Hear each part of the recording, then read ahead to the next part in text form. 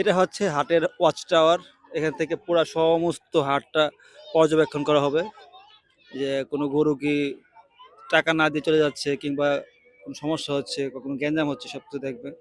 আর এর নিচেই ঠিক এই যে এটা হচ্ছে আপনার টয়লেট, পাবলিক টয়লেট। যারা এখানে আসবে হাটের লোকেরা এদের টয়লেটের ব্যবস্থা। আর এই পানির মধ্যে তো গরু গোসল করানো যাবে, খাবার পানির ব্যবস্থা করা যাবে। সবকিছু মিলে এই জায়গাটা খুব কমফোর্টেবল গরু কুরবানি, গরু বিক্রি করার জন্য। এই জন্য প্রচুর পরিমাণে হিউজ পরিমাণে মানুষ এখানে গরু নিয়ে আসে।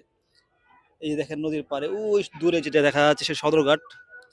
আর এই জায়গাটা যেখানে আমি আছি সেই জায়গাটার নাম হচ্ছে শ্মশানঘাট। এই শ্মশানঘাট থেকে শুরু করে একদম সেই দূরে সদরঘাট পর্যন্ত, শ্যামবাজার পর্যন্ত গরু বসবে। এই যে বাচ্চারা দেখেন গোসল করতেছে, জুম্মার দিন নামাজ পড়ে আইসা পাঞ্জাবি পঞ্জাবি রাইখা দেখেন গোসল করা শুরু করছে। সুন্দর একটা আনন্দের মুহূর্ত।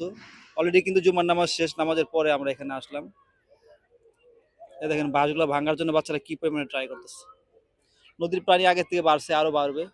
পানি পরিষ্কার হচ্ছে, সুন্দর একটা ভিউ দেখেন।